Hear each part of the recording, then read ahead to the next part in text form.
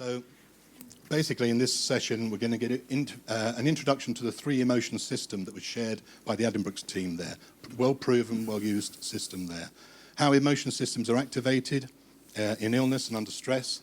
And then Colin in particular will help run us through some tips, tools and techniques. And I hope in your table groups you can also share things that help you in this three emotion systems that you might consciously or unconsciously, as I found out, use already. So let's take a pause to reflect. You've heard two stories just now there, which I'm sure took you back to either when you were diagnosed or when a loved one of yours was diagnosed there. Now, I normally have a terrible memory. I can't remember what train or which way I came in. That senior management breeder normally tells me what I should be doing when and what I was doing when. But I can remember what happened exactly at 9:45, Tuesday, the 18th of February. It was a cold, wet, windy day. I was just standing outside my GP surgery looking across to my wife, breeder, sitting in the car thinking, how am I going to tell her that I've got cancer or suspected to have cancer? As has already been said, I was shocked, angry, upset, scared in there. I wanted to shout out.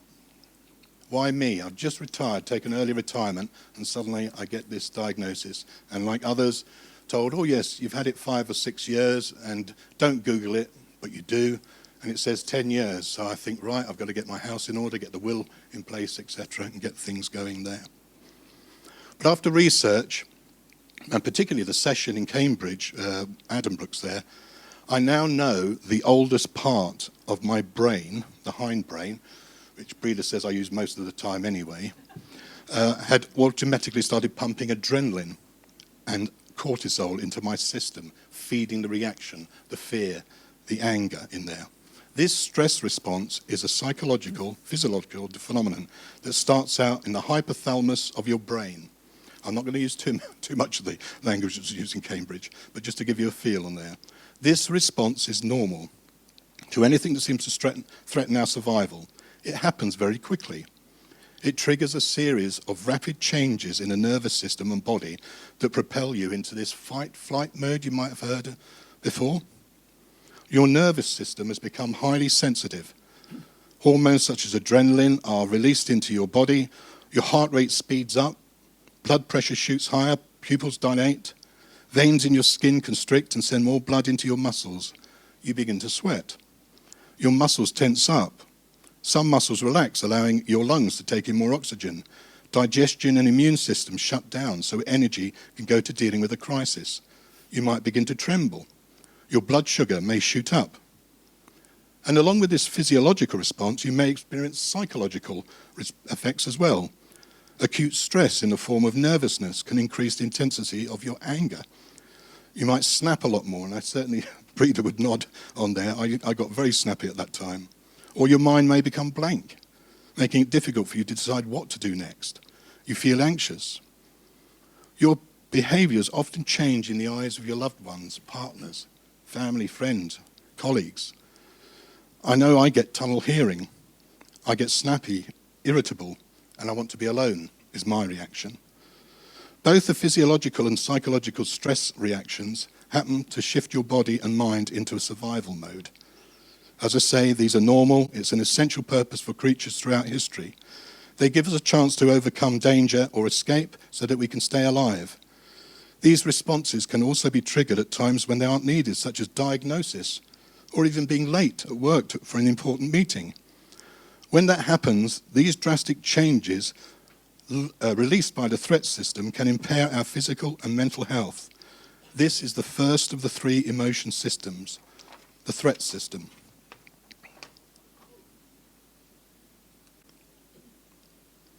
So it's to detect threat, protect feelings, anxiety, stress, anger. The second system to be aware of is the drive system. And I'd say of the two I'm going to mention now, this is the one I, possibly being a man, rely on the most. So when I came out of the surgery, I thought, right, I'm going to take control here.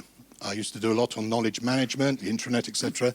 I'm going to delve, drive, find information, get to the facts. I found this wonderful organisation, as has been mentioned before, CLSA, now the CLL support. got lots of information, went to the conferences, so I had facts, not fear, in there. It helped me drive, pursue, progress, focus in there. And that helped manage the threat system in there and get a better balance. The one I'm still working on with the help of others is the soothing system, and we will go through a series of exercises to bring that to life more. But this is how you manage distress, promote belonging. Luckily, I've got the family around me, I've got lots of hugs, cuddles. The family just united as one, gave me cuddles and said, what can we do? How can we help in there? I've learned to use things like classical music. I'm a man of faith, I can use prayer, I use meditation.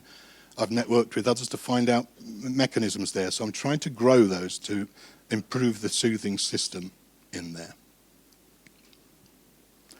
You need to know these 3 key systems are part of that hindbrain, as I understand. They are there, it's automatic, it's normal. Bringing it to a level that you can understand and manage it, if you haven't before, helps. It certainly helps me in situations. Now I'm going to pass to Colin. Now, before I finish, these all interact as well. So by increasing the emphasis on what you do in drive and soothing can help you manage the threat system, because if you don't, the threat system takes over all the time. Okay, so what you've seen added to the 3 emotional systems is a scale which talks about how am I. Before we look at that, what I really want to emphasize, and I'll move around a little bit, what I really would like to emphasize is the work that we're doing here today, and in this session in particular, isn't just for people who have CLL. It's for the partners, it's for the family. I was talking to Steffi earlier about the importance of all of us are going through that, whether we have CLL or not. And what will also be true is that in all my work that I've done in helping others, surprise, surprise, I have to manage that myself. So being an expert in terms of training and coaching and counselling others doesn't make me perfect. I'm managing my own system as well. What you'll see in there is a scale. One of the things about when we ask ourselves, how am I, we can often have very black and white thinking. It's been a good day. It's been a bad day. I shouldn't feel like that, that's right. Or this is wrong. So a lot of our language often, in terms of how we view things, is often very black and white. And actually, as you know and I know, life isn't like that. Life is actually, sometimes I feel like I'm at my best, maybe up this end of the spectrum. And sometimes it feels like I want a duvet day. And actually I feel like I'm right down this end of the spectrum. It might be a 1, 2 or a 3. So life means we're always moving up and down the system, our scale, moment by moment. If I want to be able to manage the threat, drive and soothing system, then an important question for me is, how am I? I might have to stop for a moment and pause. How am I?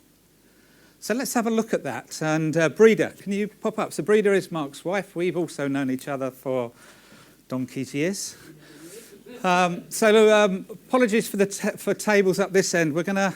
Can you hold the other side of it, Mark, for me? Let's bring this to life a bit. Let's bring this down. Who can I have? Can I borrow you for me? Sean, isn't it? For you earlier. Okay. So here we have a scale. The reason I bring it to life is one of my clients, patients I've been working with. She said to me, Colin, she said, I've got a scale in front of my Arga now. So every time she goes to put her kettle on with her Arga, she always checks how she is. What do we mean by that? Okay, so if we think about this as a scale, and up where Sean is, this is where I'm not at my best. Note my language. It's just I'm not at my best. Okay?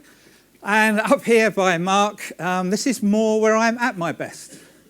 Now, some people like to use numbers. So when I'm really flying at my best, that might be a 10 or an 8 or a 9.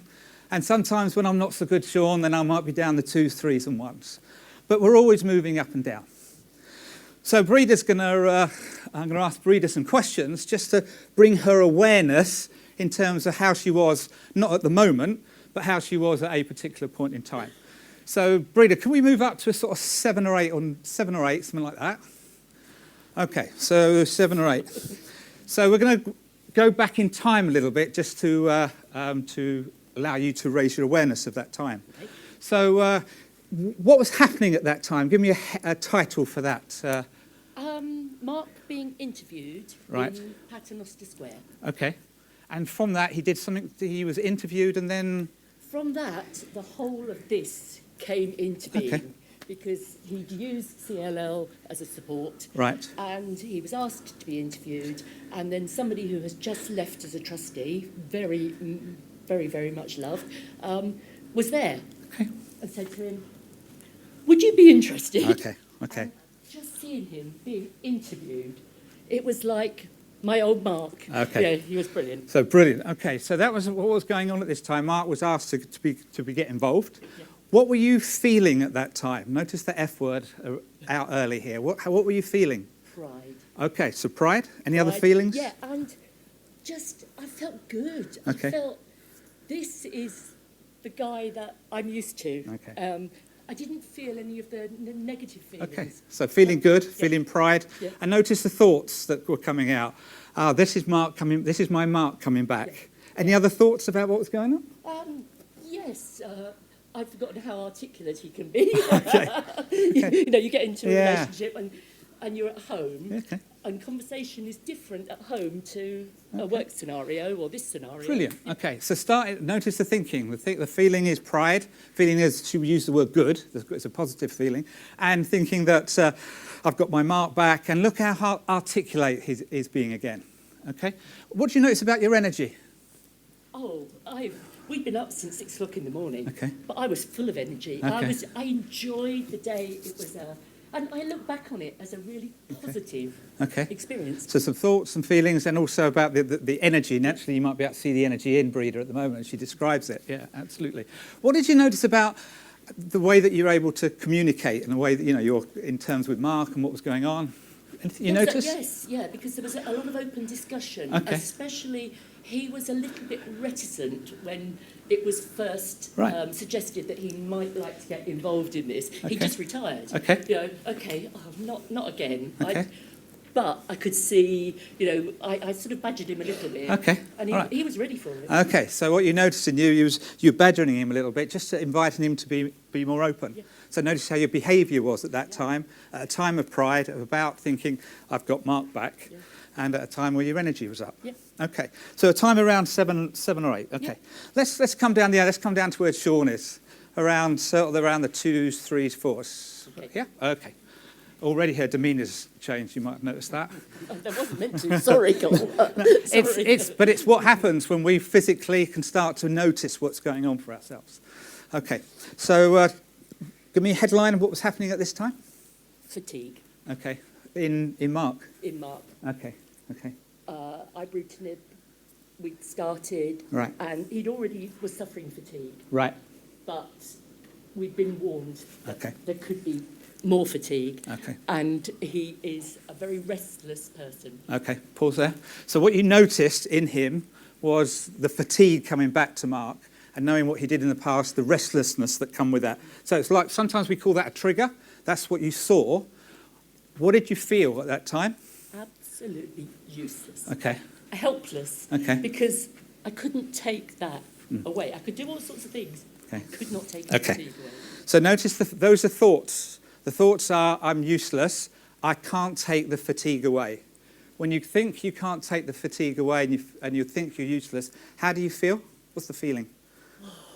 Anxiety, that's it. There it is. just depression almost. Okay. Anxiety and almost to a place of depression when she's believing, I can't take his fatigue away and I'm useless. What do you notice about your energy? I felt guilty because I felt almost as fatigued as Mark. I was tired. Okay, you notice your feelings Yeah. and also feeling of guilt, Yeah. energy around that. Okay, so what we're just starting to pinpoint, often we just get very much into our heads. If I want to manage the system, I need to be able to stop occasionally and go, how am I? How am I doing here? And questions around, how am I feeling? What am I thinking? What do I notice about my behaviour will have an impact and give you some indications about what you might need going forward. Let's not leave Breeder down the 2s and 3s then. Let's come up this end a little bit here. Okay, so just very quickly, in this moment now, being here and seeing Mark up there and the group out here, where would you say you were in terms of on the scale? Okay. Two things. How are you feeling? What are you thinking? How are you feeling? How am I feeling? I'm feeling really good. I feel as though I've supported Mark, and I'm happy speaking to him. So sense of happiness, feeling good, isn't it? It's a positive feeling, and the thoughts are about supporting Mark. Yeah. Okay. So I would want to reassert something I said earlier. This is something that we can always check in on with ourselves, both whether I have CLL or I'm a partner with CLL. Where am I in terms of my scale, and what do I need from myself to support myself or to support my partner?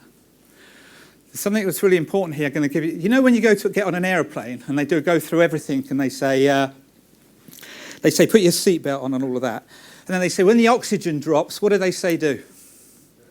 They say put it on first. Why do they say put it on first? So you can support others. So it's just as important for the family and the partners and the friends of those who are supporting people with CLL to look after themselves so that they can look after others. Okay, so in a moment I'm going to get you to thank you, Breda. Thank you, my love. Thanks, Sean. You held that ribbon beautifully. Okay, so we've got a scale. And what we can start to do is we can pause rather than just keep doing and being busy and ask ourselves, how am I? So there are some questions that we can think about that you saw me asking Breed about. So I might notice what am I thinking? Are they negative thoughts? Or this won't work? I can't help Mark, I'm useless. Or some helpful thoughts, which might be, something like, I can help Mark, asking questions about how I can support him. So sometimes there's some negative thoughts and sometimes there's some helpful thoughts. Different feelings. Am I feeling irritated and resentful, which might mean I'm a little bit down on this end? Or am I feeling more happy and content? A good example of where you are on the scale. The energy one is often a good one to check out. How's my energy at any one given time? You can check out your behaviour. How are you with yourself and with your partners and friends? How are you communicating? Are you listening and sharing, or are you closing down? And we can also think about our mental ability and be able to make decisions, concentrate, or put things into perspective. But what it requires of us is to pause and go, how am I? Because when I think about, well, how am I can then go, okay, if I'm up here, what do I need? What do I need for me to rebalance and for me to be at my best at that time? A quick headline before I get you into your pair conversations. I don't want to make this about right or wrong. Sometimes it's okay to be down here. It's like the duvet day. I just want to have a duvet day, and I'm going to give myself permission to have a duvet day. And tomorrow, I might be able to make another decision where I might be at a 3. Not quite an 8 or 9, but I can make a small decision to go and have a coffee with a friend, and I'm at a 3 or 4 now, rather than a 2 or 3. So we can make small decisions that allow us to move up and down the scale. Okay, so what I'd like to do is I'd like you to, if you've come with a partner, pair up with a partner. If you've come with a friend, pair up with a friend. Or if you've just come and sitting next to someone, just sit alongside them and have a chat. Have a chat about what do you notice about what you tend to think and feel when your energy, or even your behaviour, when you're down this end, maybe at a 3 or 4, and where you are at this end when you're maybe 7, 8 or 9. So what would be the things? Now, partners, you might be able to go, what I notice in you is this. What do I notice in me in this? The language is very clear. Watch out for noticing rather than judging. Judging yourself or judging others, yeah, I notice this. I wonder where you are on the scale. And see what comes to light. So, in your pairs, with a friend, partner, or someone on your table, take 8 minutes to have a chat about, hey, where am I at any one time when I'm thinking about how I am? And the table leaders have got the questions on the desk for you so you can have a chat. Just loving whatever your conversations are, just enjoying sitting back and hearing the energy in the room as whatever conversations you're having with each other. Such a degree that we'll forget the bell because it's like you're enjoying yourselves too much. Just a bit of a show of hands. Who's got some common thoughts or feelings or energies, sort of symptoms that tell you when you're at your best? Give me a show of hands. Who's got some? Who knows what knows? Paul, can I borrow you?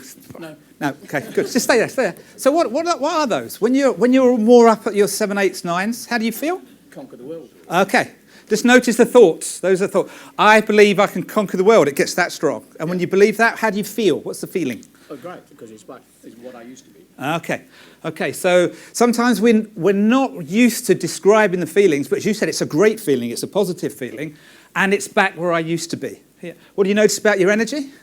Very high. It's a high energy, yeah? Yeah. Do you notice anything about your ability to think, your cognition or communication at that time? Right on it. I'm right on it, yeah. Sharp, Yeah. yeah. Back to the old days. Yeah, back to the old days, yeah. One more question. If you come down this end and you're not back in the old days, how does the way that you communicate change? It stops, okay. It stops, okay.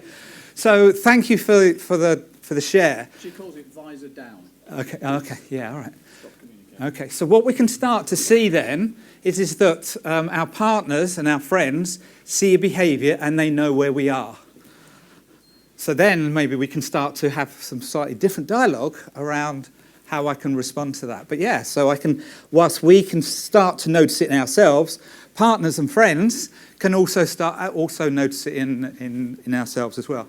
Who else notices that there's certain feelings or thoughts if you're down the not so good end, and not at the best end? Anybody got those? Anybody out there share a thought of feelings? Yeah, I'll come back to you, Norma. It's Michael, is it? Yeah. Yeah, Michael. I read about chemo fog, and Okay. when having chemo particularly, Yep. I couldn't make decisions. Okay. Yeah. I just shut down. Right. I wouldn't even listen to the radio. Okay, so those up that end, so when you got the sort of chemo fog, as they talk about it, you notice how difficult it was for you to make decisions. Yep. You couldn't even listen to the radio. No. Yes, your ability to really listen and take in information. Anybody else notice that? Hands up. Hard to make decisions. Can't even listen to the radio. Yeah, so we can start to go, oh, okay, this is where I am. And some of it may be obviously because of what's happening in your treatment, but also we can also be aware of how not only our treatment, but our stress or our threat level has a direct impact on that. So let's be very clear. We're always moving up and down. We can stop and pause. One of the big pieces of work around this now is the importance of pausing. Sometimes they call it checking in. How do I check in with myself so that I know what I need at this point in time? Pause, check in. Or to create a dialogue that says what's happening, because I can start to notice some of the symptoms that my partner has.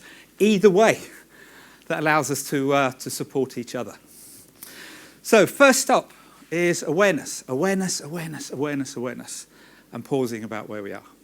Okay, Mark, I can flick it for you. So, before I pick up with Mark, just as let me whiz around these. When we spend a lot of time down the 2s and 3s part of not being at our best, then we can get real chronic symptoms of stress. As I whiz through those, feel free to just give us a shout. Skin irritations, anybody notice skin irritations? Anybody notice muscle tension? Anybody notice teeth grinding? That might be your partners as well. Apathy, anybody notice, I just can't be bothered? Yeah, absolutely. Trouble concentrating, as Michael was saying. Headaches, yep. Anxiety, yep. Anger, stomach problems, fatigue. Yeah, a lot of hands up around the fatigue. I think the fatigue is a really important one just to hold on for a second, because some of that fatigue will come with CLL. Some with it, as Michael said, comes with the treatment. But some of it comes because we're staying so long down at the 2s and 3s, hanging on to our threat system and not activating our drive or soothe system. So we need to be aware of both. Yeah, we've got decreased sex drive, but we'll move on for that just for the moment. Okay, so the reason that Mark and I wanted just to highlight that is that those are typical chronic symptoms that we can experience if we spend a lot of time activated by our threat. Mark. So what we've covered so far is a quick whistle-stop pull through the 3 emotion systems. The 3 drives are inbuilt in us. We can't do anything about it. They are there. But bringing it up so we're aware of it, we can make choices. And one way of finding out where we are on the system is that living scale that we've started talking and exploring ourselves on there. So for me, my strong one, as I said, is the drive system, and I'm working on the soothing. But now I know when I feel under threat at any situation. So last week, preparing for this conference, I'd left it too late to really memorize everything. So Breda helped coach me through how do I get the drive system, how do I make notes on there so I can make sure I'm giving you the right information at the right time. So it's all about stimulating the drive system to reduce the threat and strengthen the soothing system to reduce the threat.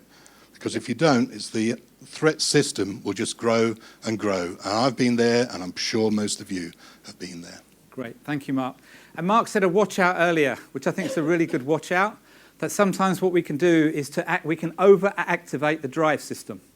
We can go into overdrive, get doing and doing and doing and doing, which then, rather than being fully in balance, we find a really strong drive between our doing and achieving as well as the threat. So often, as Mark was saying, the importance of developing the soothing system, which we'll look at in a moment. Okay, so let's have a look at the drive system. Exactly as Mark says, the drive system is about pleasure, achievement, excitement, satisfaction. And one of the important things here is how do we reconnect with the things that we enjoy doing that give us that sense of satisfaction and achievement, even if our condition, even how I feel, feels like it gets in the way. So let's have a look at that. Let's get you to have a look at that. So we're going to look at these, first of all, these 3 questions. And again, I'm going to ask Mark to talk through them. So Mark, so what activates your drive system? What's really important to you in terms of what drives you? What do you do? Well, my drive system, the allotment, Okay. is very, very much part of my drive system. I love being there. It gives me focus. I love growing things. I like sharing it with the rest of the family in there. I like the nature, the peace, the quiet, plants that don't talk back, that sort of thing. Okay, so if you listen, what's really important is often we don't know why that activity is important to us. If you listen to Mark, it's like he likes to grow something. Also, it's important to him is to be in nature. Now, you might notice some of this in yourself, and also he likes to give something back. Not a surprise that he's here, knowing the man I know. But if we put that aside at the moment from his allotment, those are the things that are really important to him. How does it affect you? How does it impact on you yourself? Well, I know it can frustrate the heck out of Breda on there because I get lost there. Okay. I say I'm going down for an hour and a half, and I'll get a phone call, and I'll suddenly look at my clock. I think, I know who that is phoning up. Where are you? We've got to go and pick the kids up from school. So I get lost in time and peace. Okay. Often I've got a bench there. I would sit there and just watch the world go by and the plants grow. Okay, so Mark gets lost in his activity of the drive. You might have noticed probably a little bit of soothing in there as well, of his around nature and having the sense of peace. So knowing what activates our drive system, knowing why it's important to us, because we might have to look at some different activities as we go forward in life. So a couple more questions for you, Mark. Is there an activity that you've needed to let go of because of your health? The allotment. The allotment, okay. Before I started treatment, I was getting more and more infections. Right. Partly my own fault, because Breda would quite rightly nag me to put latex gloves on when I'm planting or spreading manure, etc. Right. And being a man, Yep. I'm a man. Yep. I wouldn't do that. And at the same time, this was at the point where I'm starting to look at possibly becoming chairman of the association. Okay. So to stress, well, what do I do here? Yeah, okay. So if we now go back to what was important about the allotment to Mark, if we remember, what was important to him was about giving something back. What was important to him about really growing something. So when he said to me, I've had to let go of the allotment, no wonder he would be here. No wonder he would want to help you and the charity to grow. No wonder he would be here, because that's where he can find his drive sense, but in a different position. So the other question is, as we said there, how might this be met in other ways? And we've talked about it. You know, he's here, and his allotment he's let go of. So I wonder for you, what is it that activates your drive system? And why is it important to you? And how does it impact on you? How does it impact on how you are? And if, because of your own health or somebody else's health, you've had to let go of that, how might you get that need met in other ways? Turn to your partner, turn to a friend. It's 8 minutes. Having a chat about your drive system. What activates it? Away you go. Okay, in a moment I'll just see if we can get a couple of pop shares out in terms of what activities support your drive system.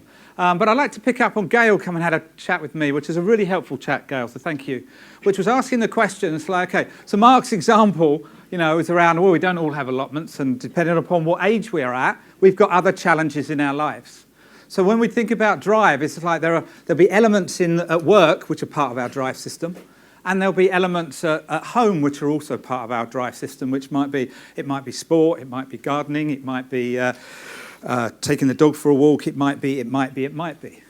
I think, and Gail was really helpful because she's illuminated something which I can touch on, but recognising we're only scratching the surface here. So I haven't had and don't have anybody around me that has CLL. But my daughter-in-law had cystic fibrosis. And they lived with us for a little while. And she was wonderful. And my youngest son, Jay, was 22, 23. And she lived with us. And it was wonderful to support her. And it was very challenging because we had a younger son with us also, his name's Ben.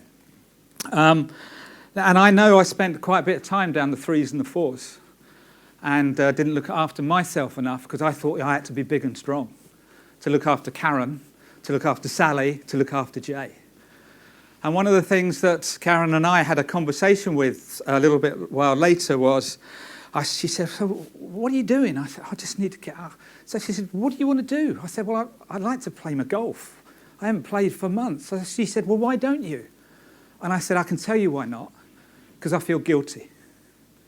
I feel guilty that if I go and play golf, I'm being selfish when you're looking after Karen, when you're looking after Jay, and when you're supporting Sally. And do you know what she said to me? That's your story, not my story. That's your story, not my story. So I said, so what would help, Kaz? And she said, well, I tell you what would help is that you let me know when you're playing. It would help me to let me know, that you play perhaps once every 2 weeks. That would work. But don't you dare, she said to me, use your guilt to stop you doing the things that you need to do to look after yourself that allow you to look after us.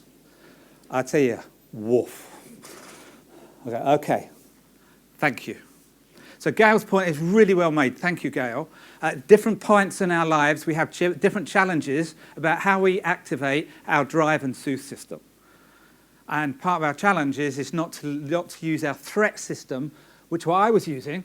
My threat was, oh, God, Karen will think that. There's another threat I'm putting on myself, that she won't love me. Therefore, I'll be guilty. Whoa, that's really unhelpful. So one of the things I said earlier, and I come back to the lovely point that Paul was mentioning earlier, is we can use the three, the threat, the drive, and the soothe system for a conversation between us. Karen, what helps your soothe system? Karen, what helps your drive system? Karen, what's it like for you when you're not at your best? Because sometimes I miss it. And then she says, Colin, okay, well, I know what helps you. I know what works for you. My question to you is what stops you? So that you can be at your best more of the time to support me and our 2 lovely sons and our daughter-in-law. So it comes back to that piece. How do I stop, become aware, and be supported in looking after myself so that I can be at my best more of the time? So thank you, Gail. Really helpful question. Allows me to put a little bit more colour into this work, which, by the way, Mark keeps reminding, we're just scratching the surface. In an hour and a half, it's just like there is no magic formulas, but hopefully there's enough here for you to go, oh, I can take that away, that would help you after today. So, to bring you back, what activities, a couple of shout-outs, what activities help your drive system? Give me a few shout-outs. Cycling, yeah, cycling. Gym, who said gym? Yeah, absolutely, yeah.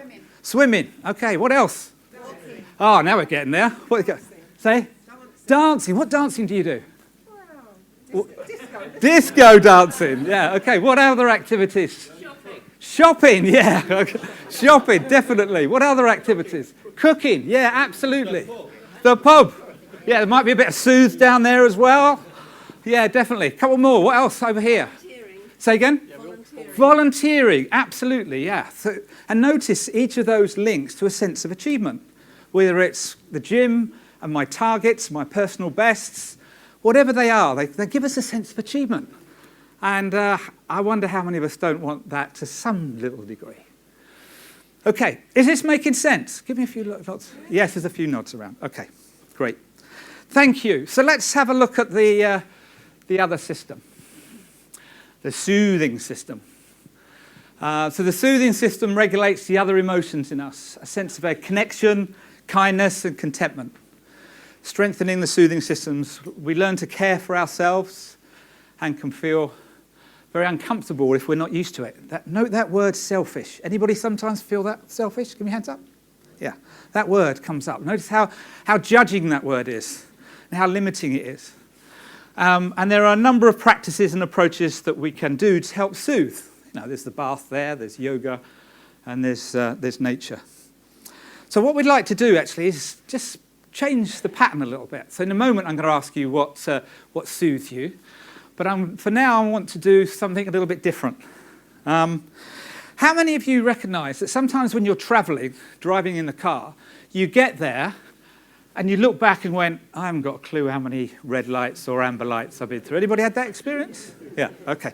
How many of you had experience where maybe you're at lunch at work or at home or something and you're eating and then you put it down and then you put the plate away and you go, I haven't got a clue what that tasted like. Anybody got those? Yeah. So we can go on autopilot and do things, and we don't actually use our senses. So we have a number of senses available to us. We have 5 important senses. You know, research says there's a couple more, but if we work with those 5 senses, so we have those senses available to us. But sometimes, especially if we're down the scale between 2 and 3 and 4, we can shut down our senses and just keep listening to our internal dialogue or our focus on something else.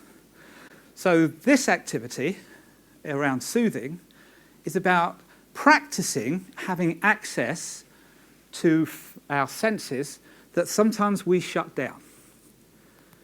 So some of you might know that you have some of these are stronger than others. Who recognises that smell is one for us? Anybody got a strong sense of smell? There's someone over there, yeah. Probably go back to your memories when you have a strong sense of smell. Anybody got is really strong around touch? Some of us are real, yeah, so some of us are stronger around touch. So in each of those 5 senses, we all have access to them. Some of them are more natural, and some of them are stronger for us, yeah. So we're going to give you an opportunity to gain access to each of those 5 senses with a short exercise. Okay, with this exercise, before we hand out the piece that you're going to explore, a couple of things. I'm going to ask you to be curious. I'm going to ask you to experiment. And if your mind goes, why the bloody hell are we doing this? That's that mind taking you away from your senses. Just go back to your senses again. Please follow my instructions and don't move on to the next piece until I tell you to do so. And then enjoy. So your table leaders are now going to pass out to you 1 raisin. Budget's very tight, so 1 raisin. Okay, so nobody allergic to raisins. If you don't like them, or if you really hate them, don't do the exercise. If you just don't like them, have a little experiment. Just have a little experiment. Are you up for that experiment? Okay, good. All right. So remember, we are going to give you an opportunity to access more of your senses with 1 raisin. Okay, what I'd like you to do is hold the raisin in your hand, in the palm of your hand, and look at it. This is a unique raisin. Your mind might have already gone, this sounds stupid. Come back to your senses. So all I'm asking you to do, come back to your senses. Have a look at that raisin. It's the only one that's been like it in the whole world, and it's the only one that will ever be like it again. Move it around your finger and look at the shape. Look at how the skin has flexed and bent. Look at how it undulates. Look at the end of this, at the end of your raisin. Have a look at it. Is it sharp? Is it pointed? So just notice for a moment, what does a raisin look like? Some of us might have eaten a big box of maroon boxes and just knocked them back without even noticing what we're eating or seeing. Okay, now what I'd like you to do is take the raisin and now smell it. Put it up to you. Notice the smell. One raisin. When you put your senses on it, notice the smell. One raisin. Okay. So we've got a real sense of this unique raisin in terms of what it looks like and the shape. And also what it feels like as you turn it over in your fingers. And also you now got a sense of one raisin and what it does for you if you smell it. Okay, now put it in your mouth and don't chew it. Yeah, whoa, there's autopilot. So let it go around your mouth and notice the shape of one raisin.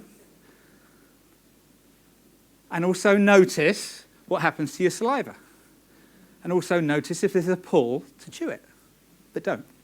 So just let it go. Notice what it feels like.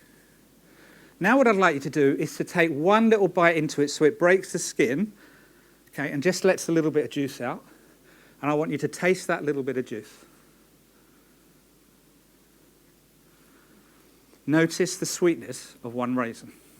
Notice the strength of the flavour. Notice the flavour that you might not have tasted before, just from one raisin. Notice if it's sweet, is it sharp? Now take another bite, just a little bit more to break the skin open. Allow a little bit more of the juice to come out. And allow that raisin to go round your mouth. Moving around your mouth so you can feel it.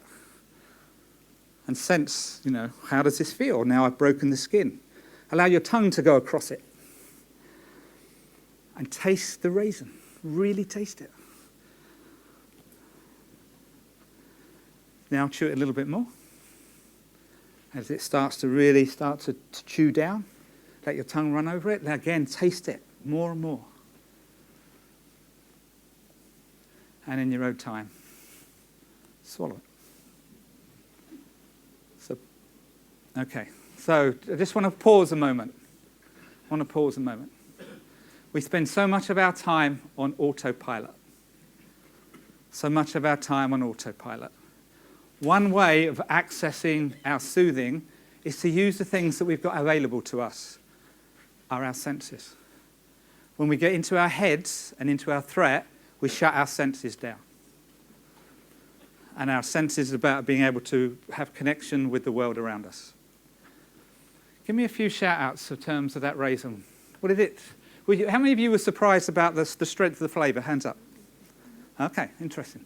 How many of you were interested about how different it looked or what it felt like? Give us hands up. Okay, so differences. So this part is about one activity around how we gain access to our ability to soothe with senses that you already have available to us. What takes us away from our senses is our mind.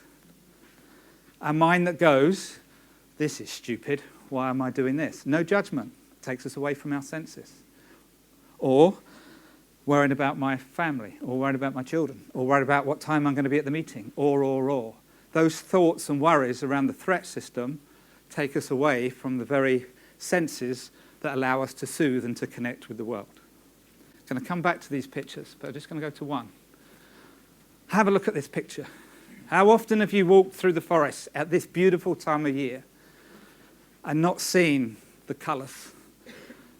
Felt those leaves not crispy under your feet, like to be wet under your feet at the moment, but really to stand back and enjoy the beauty of life around us. But it requires us to put our senses out. And this is just one practice that allows us to soothe. You will have others. We'll come back to the pictures in a minute. But for now, what I'd like you to do is, what other things do you do that you know soothe you? And the second question is why is this important to you? And what may stop you doing that? My stop around the drive was the fear that Karen would think bad of me and think I was selfish. That's what would stop me.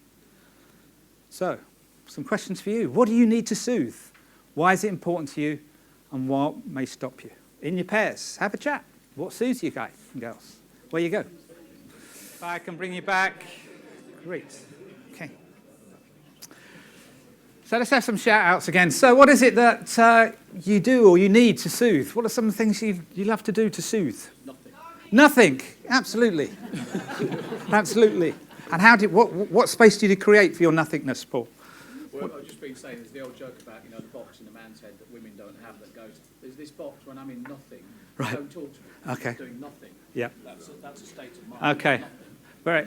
So thanks for that. I was going to bring in, so Paul's talking there about, if this is what I look like, as you said, this has come down, is that I'm just thinking or I'm just doing nothing. It links to going back to my story, and I'll come back to all you in a minute, but I want to link back to what Paul said there. I talked to you about Jay and Sally. Sally with cystic fibrosis, and they lived with us. Jay is, love him to bits, and he's quite private. If you ask him how he feels, he doesn't really tell us. But I needed to say to him, Jay, what do you need to soothe? And he said, Dad, I just need to go up to my room and read. And I went, oh, okay. I said, do you know what happened to me when you do that? I worry about you, and I come up into your room, and I'm in the space that you don't want me to be in, because I'm worried about you. So knowing where you are, if we hung out together, I could go, okay, you need a bit of space. But I need to have that conversation with Jay, otherwise the very thing that he needs, I get in the way of. So thanks for bringing that in. What other things soothe you? DIY. Okay, being creative. So sometimes what you'll notice is things come together. Sometimes there can be an achievement, doing something, but it's a creativity part of you that gives you a real sense of soothing. Anybody else, creativity is important to them? Gardening and eating the produce. Gardening and eating the produce. So there's a producing there and also eating the produce there as well. Good. What other soothing? Okay, come down this side. Trevor. I was going to say that do we not sometimes consider that the drive and the soothing are inexplicably linked and they lead to overcome threat? Yeah. That it brings it in. Absolutely. Beautifully put. Beautifully put. If we're not careful, we separate them completely. In terms of an activity, exploring them, that can do that.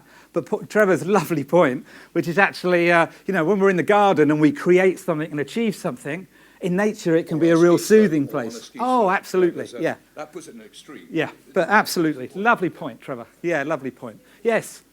Jill. I think music. Music. A number of people who are having infusions, Yes.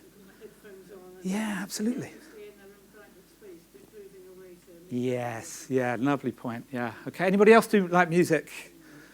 Yeah. Okay. And it can be another one of those with an over-worrying parent. I can go up to Jay and go, are you okay? Take his earphones off. But unless we have a dialogue about it, I don't know, because it's coming from a place of care, but sometimes it's not very helpful. Okay, a couple more. What other things soothe you? Wine. Absolutely, yeah. Yeah, with a few hands. Let's have the hands up for wine. Yeah. So alcohol and wine, wonderful. One of the things is always the watch out. It's one of the things that it does is it quietens our internal dialogue down. It's one of the reasons why sometimes we have. Let me use an example of. Yeah, I use it. Got to know you well enough by now. The dancing sort of generic things where you go to a wedding and the men are having a drink, and then the girl. I'm generalising here, without stereotyping too much. And then the women are dancing, and then okay, I've had 3 or 4 pints. Suddenly, my embarrassment thing comes down, and suddenly I'm out dancing. So, absolutely, I love a drop of wine, and like a lot of us. But we do be aware that when we drink a lot, that's what it also does is it quietens our internal dialogue down, which sometimes is helpful and sometimes less helpful. One more. What other soothes you? Yep. Meditation, absolutely. Anybody else meditates? Okay, yeah, good. So meditation, absolutely. And I guess in linking into the meditation, the work that we did with our senses is also about mindfulness.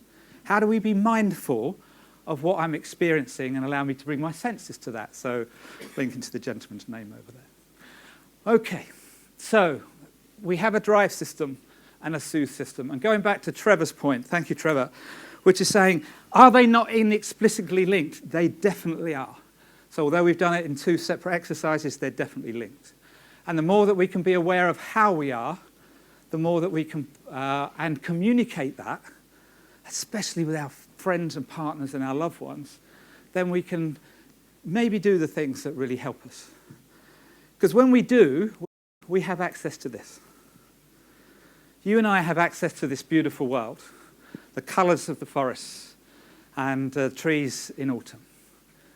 You and I have access to the sparkle in the eyes of the children that we love, whether they're our children or our grandchildren or our friends. We have access to the sparkle in their eyes. When we balance ourselves and use our senses, we're able to tune into the music that we love. We're able to hear the notes. We hear the quality of whatever music we've chosen. We're able to take our dog for a walk and enjoy seeing the dog playing and sparkling and being able to experience the joy of being a friend of a dog, of an animal. We have access to the beauty of flowers, the beauty of lilies, the smell of a lily, the tiny, it's not grains, are they? Doesn't matter what they are. That's it. We have access to all of that. And we have access to touch, where we can use our senses to connect into the people that we love, people that we care about, and to be able to touch, and to feel that touch, and enjoy that touch, and feel the love and connection that comes with it when I allow my senses to drive me, and quieten the threat that doesn't allow me to really feel that. So for a moment, just a moment, think about what's important to you in terms of what's important to you to soothe, what's important to you in terms of drive. And that when we pay attention to ourselves and make choices, what do we have access to?